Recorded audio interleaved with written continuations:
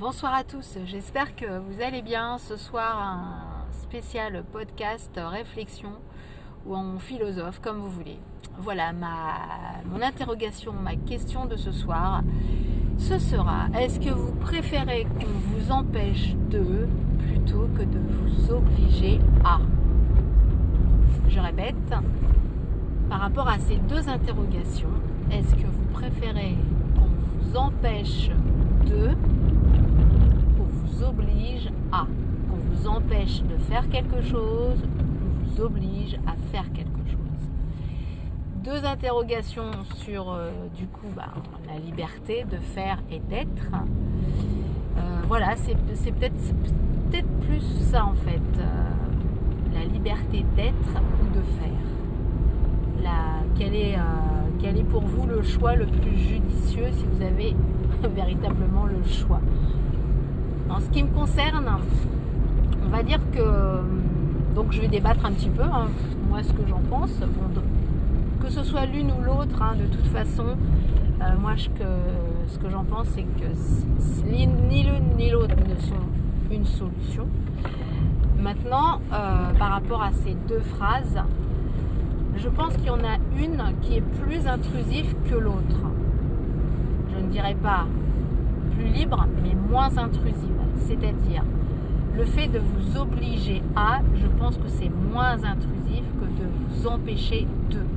Encore une fois de plus, quand je dis intrusif, c'est peut-être plus vous obliger à faire quelque chose avec votre corps, par exemple. Et c'est là où c'est peut-être effectivement beaucoup plus grave que de vous empêcher à faire quelque chose. Mais en même temps, vous allez me dire, ça peut être aussi vous empêcher de faire quelque chose également avec votre corps. Donc ça se rejoint, au bout du compte, ça se rejoint.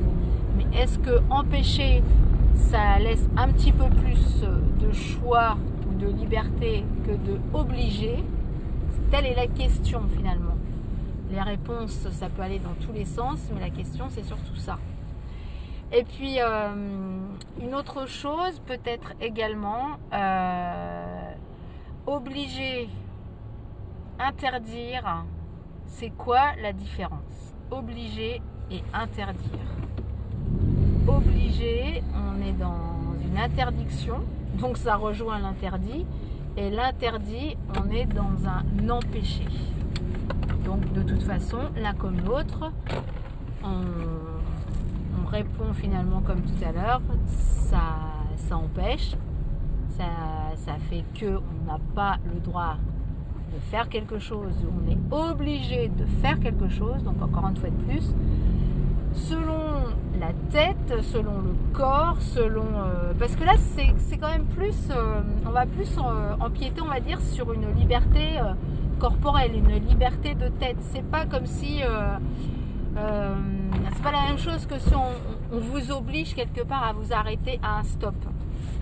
Là, on va pas aller dans ce qui va vous toucher physiquement ou ce qui va vous toucher moralement. Intrinsèquement, c'est quand même...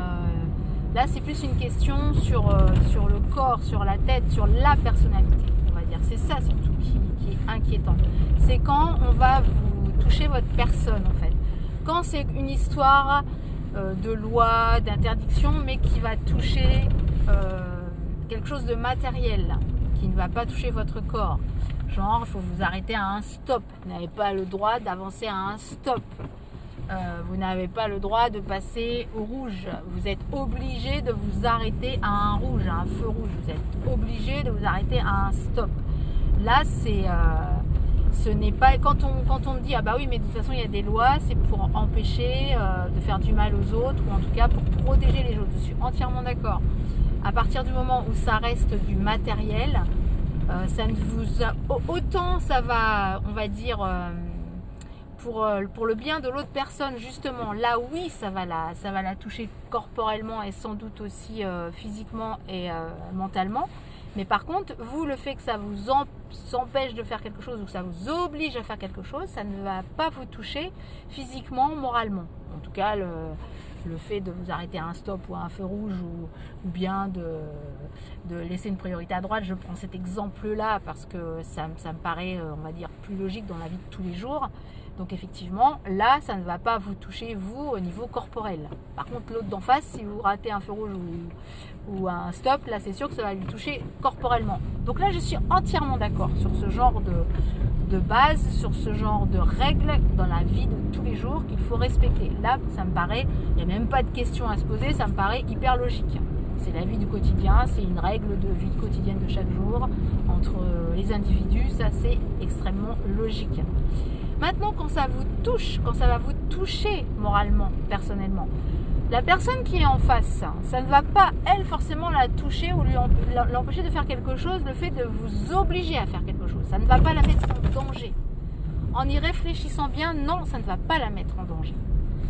Donc, c'est là où ça ne peut plus aller dans une société de droit de l'individu, dans une société de respect de l'individu. Alors, je vais vous prendre un exemple, puisque là, encore une fois de plus, je vais peut-être rentrer plus dans des faits qui fâchent, des règles qui fâchent. Si on prend un pan dans l'histoire qui a été très important pour les femmes, si je prends l'avortement, pendant des années, les femmes n'avaient pas le droit d'avorter, elles allaient avorter, se mettre en danger ailleurs, ou pas forcément ailleurs, ou même en France, et beaucoup d'ailleurs en sont restées stériles ou avec des infections, etc., etc. Donc on interdisait aux femmes d'avorter, donc ça les touchait au niveau physique, c'était vraiment leur corps, leur physique. Mais à côté de ça, est-ce que la personne qui les empêchait d'avorter, elle, ça les touchait physiquement? Absolument pas. Ça n'avait rien à voir avec leur personne physique. Peut-être qu'effectivement, on va dire mentalement, ah oui, c'est sûr qu'au niveau... Enfin non, je dirais pas mentalement, je dirais plus moralement. Là oui, ça les touchait plus moralement. Mais à partir du moment où ce n'était pas leur corps, je pense que ça ne regarde pas la personne. En plus, ça ne met pas l'autre personne, ça ne met pas le corps de l'autre personne en danger, justement. Donc, c'est à la personne elle-même de décider de son propre corps. Et c'est là où c'est important de faire la différence quand on va toucher le corps ou même la tête individuellement de chaque personne. Quand on va décider du corps de l'autre personne, c'est là où ça ne peut pas aller. Exemple, l'avortement, donc qui a été par la suite effectivement réglé et heureusement d'ailleurs. Maintenant, je parle de l'avortement, mais ça peut être aussi les orientations sexuelles, on va dire, homosexuelles, bisexuelles, enfin bon, voilà, qui touchent aujourd'hui plein d'individus, comme d'ailleurs avant aussi. Heureusement, on ne les enferme plus, on ne les tue plus, parce que encore une fois de plus, on ne leur interdit plus de se cacher. Au contraire, maintenant, ils peuvent même se marier. Au-delà du fait qu'ils peuvent se marier et que ça peut gêner beaucoup de personnes, encore une fois de plus, ça va les gêner moralement. Mais est-ce que ça va toucher leur physique? Pas du tout.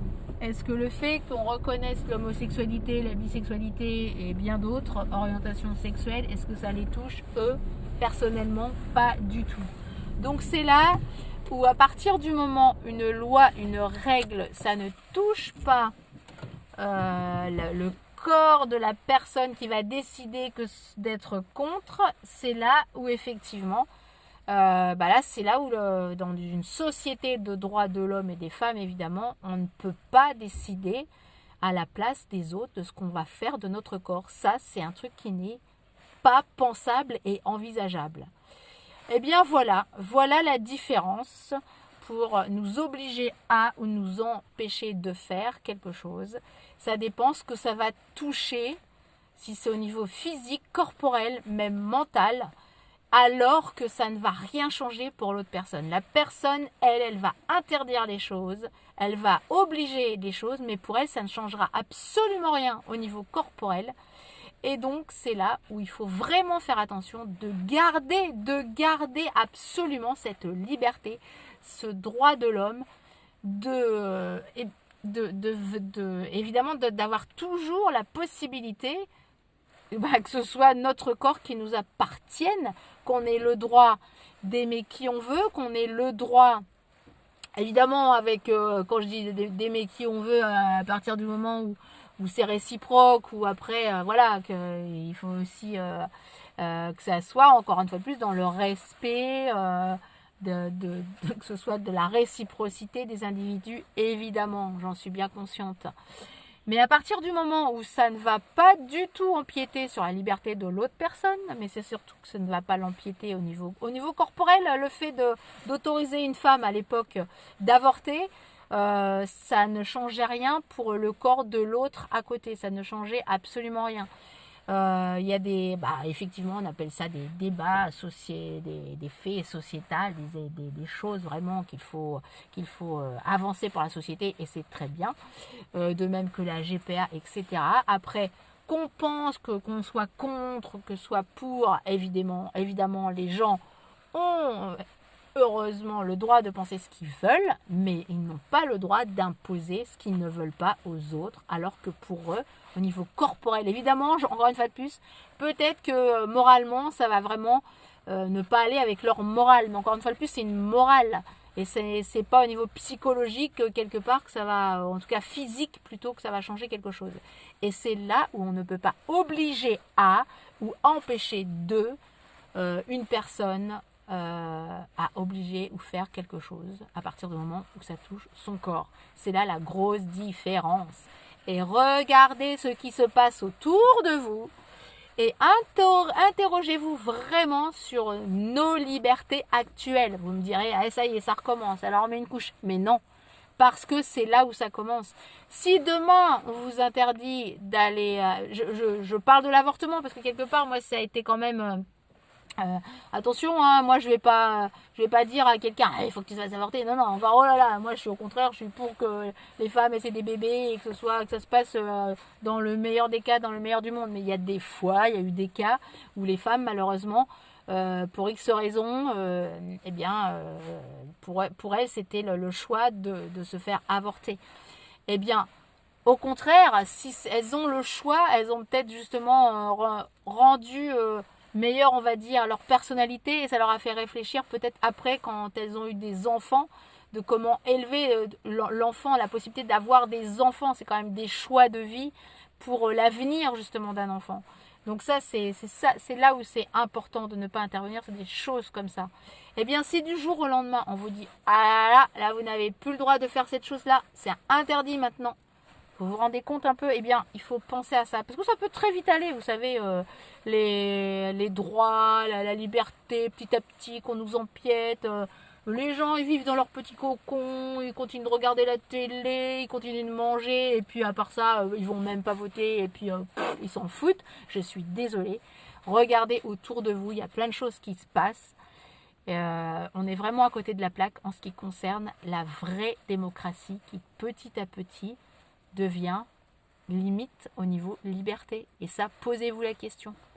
Est-ce que on a le choix entre nous empêcher de ou nous obliger à? Déjà, rien que se poser cette question-là, c'est déjà une question ou deux questions de trop. Pensez liberté, pensez choix. Et vous verrez que ça changera tout dans l'avenir de vos enfants.